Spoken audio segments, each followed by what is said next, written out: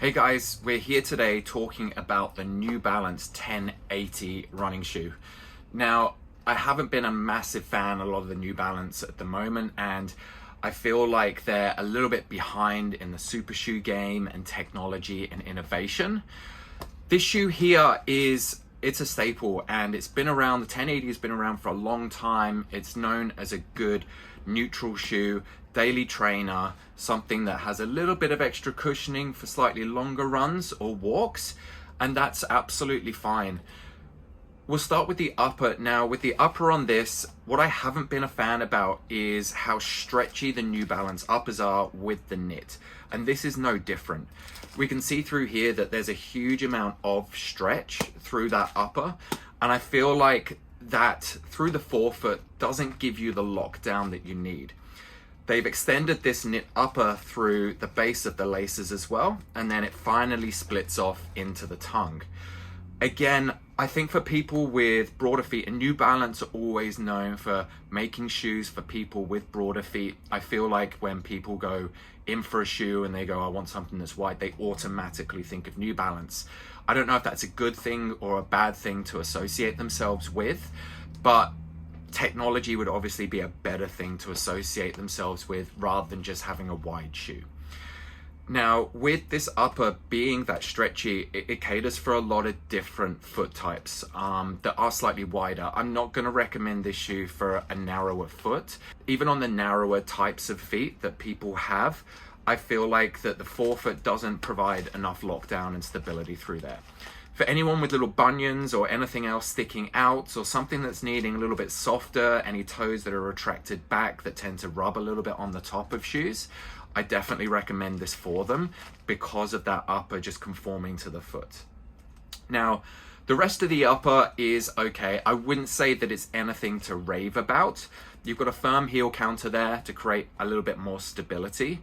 One thing that is noticeable, this is obviously meant to be one of New Balance more premium running shoes, and it doesn't feel as much of a premium running shoe as a lot of the others.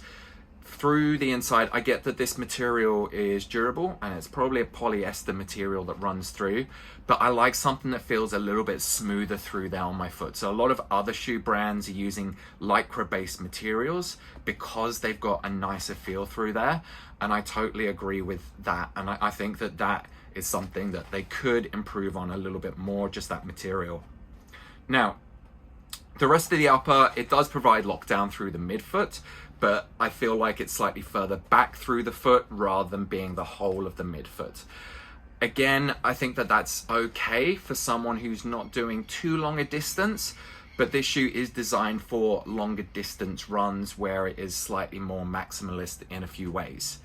Now, although this New Balance shoe is meant to be their premium cushioned neutral trainer, I don't feel like it provides the cushioning that it should do. So through the midsole here, you've got a one-piece foam that runs all the way through, just an EVA type of blend. Now, although it's semi-soft, once you do put this shoe on, it doesn't feel as soft as you expect. You've got the New Balance More, which does have a lot more foam and provides that extra bit of cushioning, but I still feel that the 1080 needs to be a little bit more cushioned. I also feel that this shoe could be a little bit more responsive in the way things and foams are going now. So like we had before, we spoke about the Mizuno Sky Ultra, which we've got here. This shoe here is, I think, far better in terms of midsole and outsole than this shoe. I get that it's a slightly higher price point, but although the stack heights aren't too different, this shoe here provides a lot more comfort and rebound, and I wish that's something that this New Balance 1080 had. Now the outsole blends in with the midsole through there. It's quite thick. It's going to be fairly durable. It's not my favorite outsole in the world, but it gets the job done. Now, price point of this now in Australia is at $260, and that's in line with pretty much every other premium neutral trainer. I feel like this one could go next version a little bit more premium on the collar and through the heel, and I think that they do need a little bit of improvement through the foam and the geometry as well. So I really hope that they bring that in and progress this shoe a little bit further. we know that they're capable of doing a lot more and producing something that I think is a little bit better. And I think that they need to associate themselves a little bit more with a shoe brand that has technology rather than a shoe brand that's made for a wide foot. All right, guys, I hope you liked that review. Thanks a lot to Athlete's Foot at Pacific Fair and Broadbeach for providing us the tester shoes to try on so we can give you guys feedback. Look forward to seeing you guys soon. Thanks.